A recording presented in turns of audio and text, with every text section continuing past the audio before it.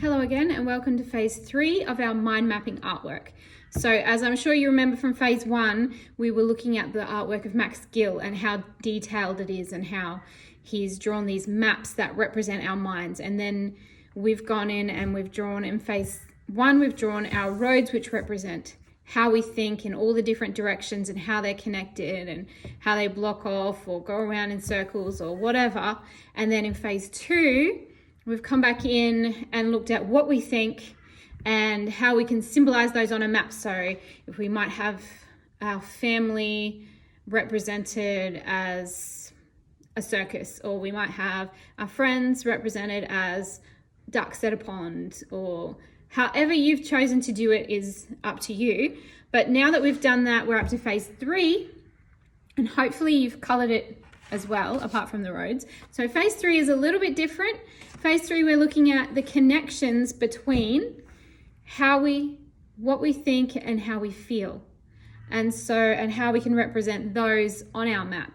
So if you've read the task sheet already, you'll see that I've given you suggestions of how you can do that. You can do it like the game Snakes and Ladders. If you've ever played that game, you know that if you land on a snake, it's a negative and it will slide you down and you go backwards. And if you land on a ladder, then that's a good thing, and it's something you can climb to go up to the next level.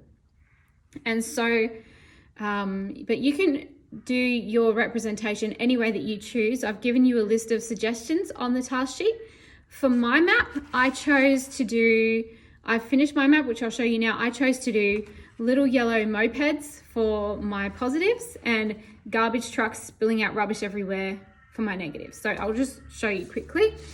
Here we go. Right here, I've got a little yellow moped you can see, and it's right between my family my circus, which is my family, that's myself and my kids. And here, this zoo represents my extended family. So that's my, like my parents and my siblings. It's a bit crazy like a zoo. And there's a strong connection between the zoo and the circus. So that's my family and my extended family. And so I've put a little yellow moped connecting those, and another one just on the side here riding up towards it, because they affect each other. They are both positives in my life.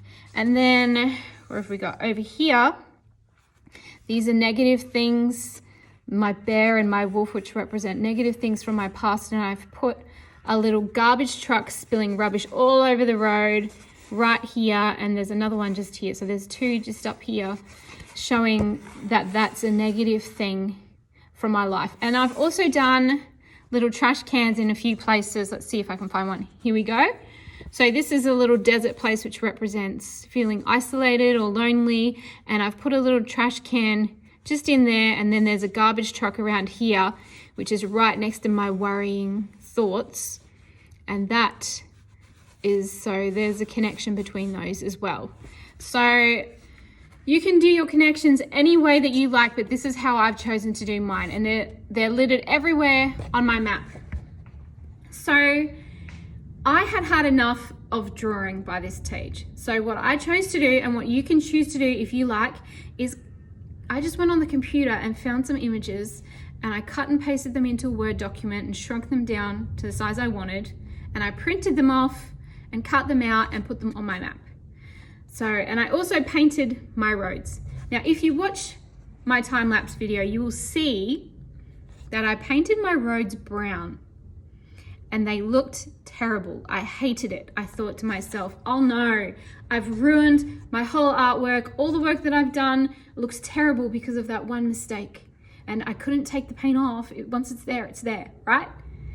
But don't worry, if you do something like that, don't panic, don't throw it away. What I did was I just left my artwork to dry, and then I came back in with some white acrylic paint and went over the top. And so it's given a little grayish sheen to my roads, but they're mostly white, and I actually quite like the way that they look now. So there are no mistakes, just happy accidents. Okay, that's Bob Ross that said that. But you can go back and fix what you've ruined afterwards in your artwork. You just let it sit and then you come back and fix it. So that's why I left that step in my video, so you could see that sometimes we make mistakes and that's okay. We'll just work it out. So So just have a go at that. And once I glued them all down and stuck them in, then I went around it again with a fine liner and just outlined my little images that I stuck in and did any little touch-ups that I needed to do to complete my artwork.